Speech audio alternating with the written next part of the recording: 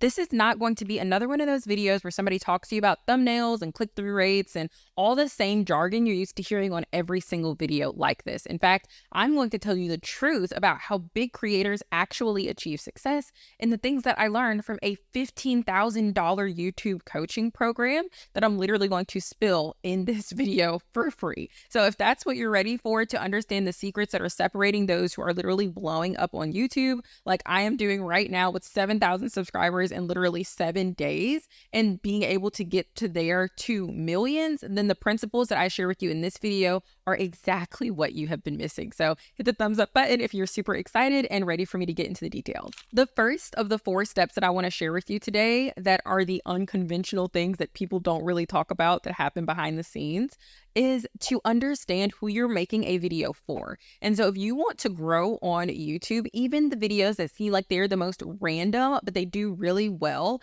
it is specifically because they understand who they're making the video to.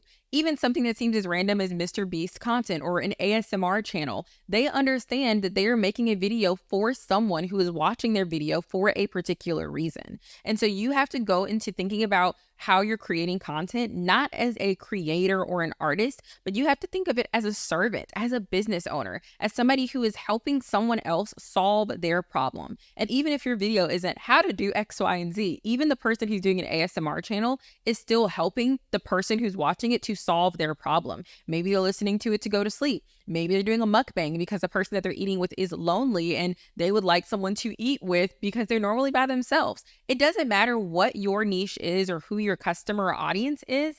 All that matters is that you understand them. You understand why they are there and why they would want to watch the video that you're putting up. And so you can't just think, what do I want to talk about today? You have to think, what does the person that I'm making this video for want and need to hear? And how do I put it into a package that is going to be the most well received by them? And so when you start viewing your YouTube channel as an opportunity to serve others and as an opportunity to solve their problems and to meet their needs, then of course they're going to come flocking to you. Just like you clicked on this video because you want to know how you can do the same thing in your own YouTube channel. And I am providing a service. I am telling you all the things that you need to know to do that. And so you thumbs up the video, you subscribe because you want to make money online and hear more about it.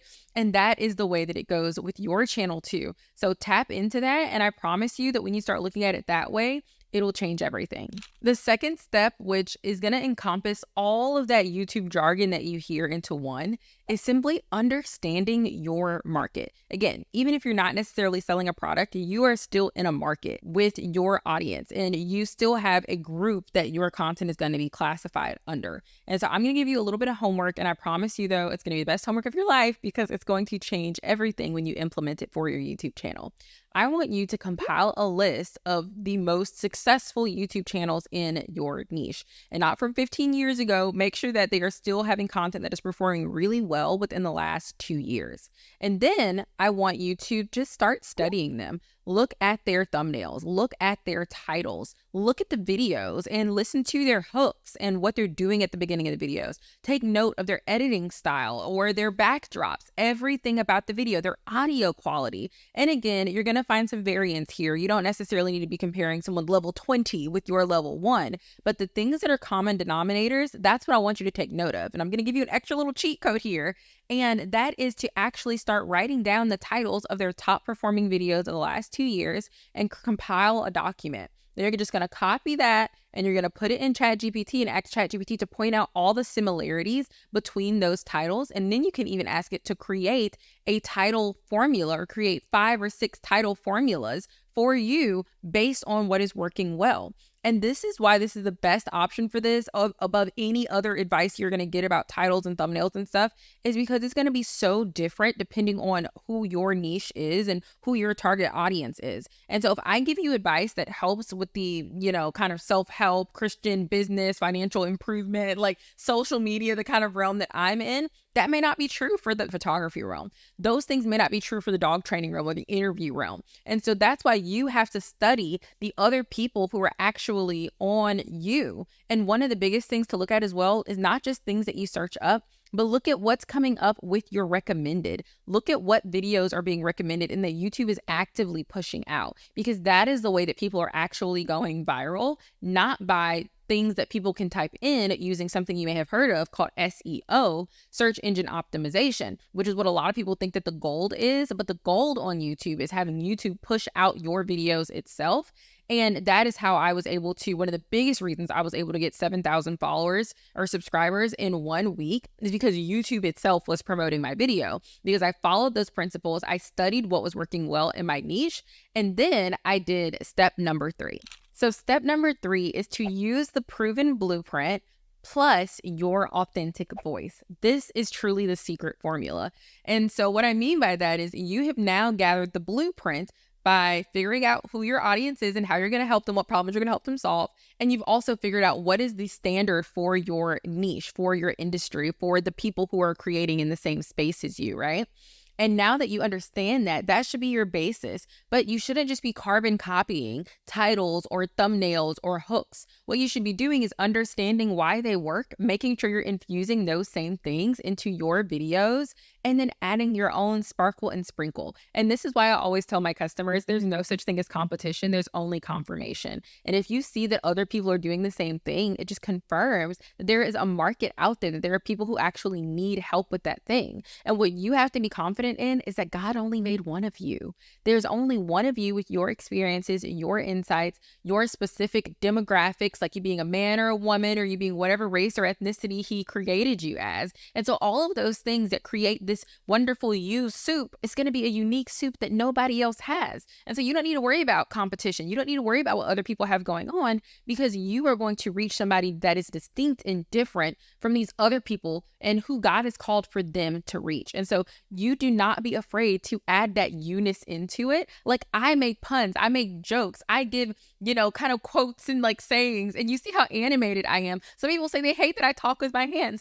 That's me. Some people say they hate how I can get, or maybe my voice, or maybe my delivery, maybe I talk too fast. But all of those things are things that really resonate with some people who love the jokes that I make, who enjoy my personality on camera, who think that I'm really funny, or who love that I am very animated. And that's the thing. It's not about finding all the people or making everyone enjoy your content. It's about finding your people. And I'm telling you, the very parts of you that you are hiding are going to be the parts of you that somebody loves. They're going to be the parts of you that somebody says, I'm subscribing for that reason.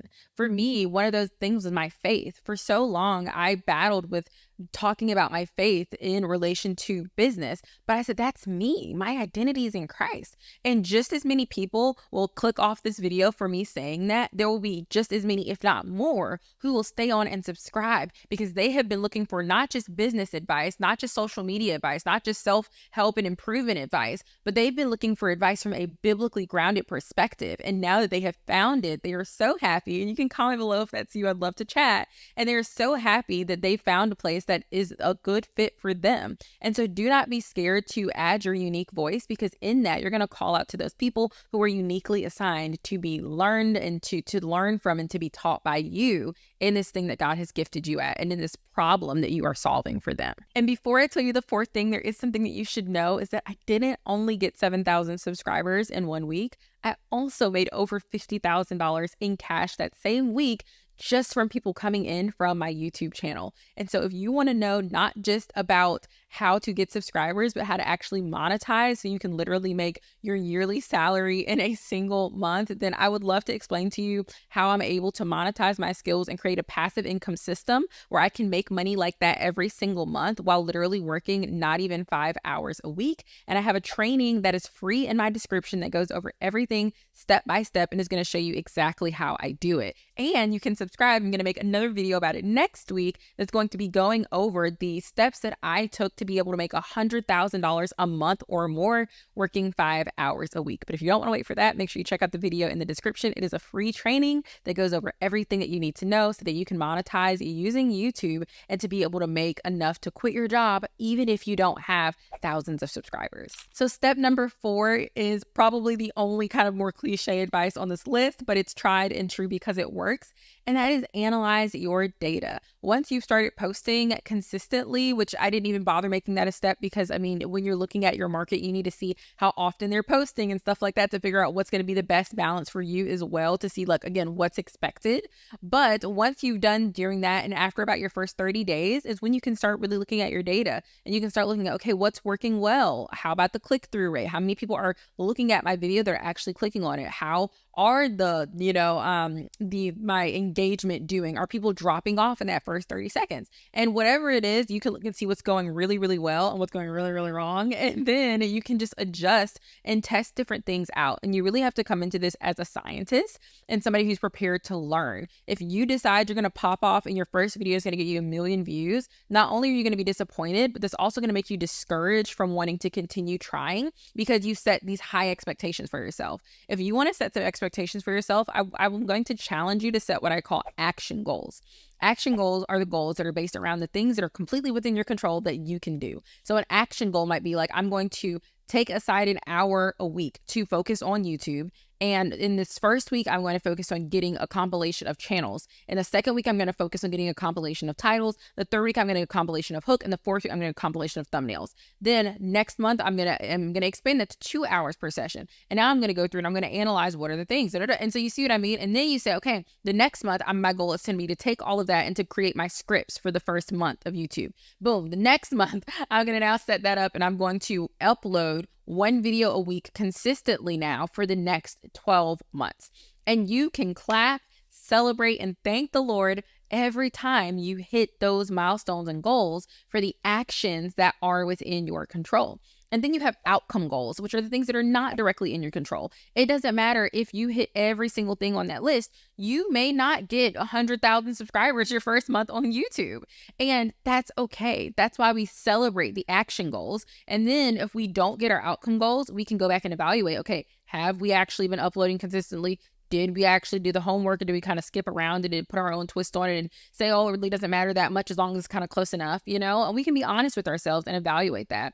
But if you're doing the action, then that is a reason enough to celebrate. And then you can look at the outcome to determine how to change your action. But your actions should be 90% of your focus and the outcome only 10. Because again, there's just no point in focusing on things that we can't directly control, but we can control our actions. And so that's where we want to tap in. So again, if you want to know how to not just create a YouTube channel, but how to be able to monetize it through your own skills and being able to offer people something that they actually really want and that they'd be begging you to pay for, make sure you check out the training I have below, which is free. And then at the end, it does explain how you can work with me if you want more help to learn from me on how I was able to do the same thing. So I'll see you there.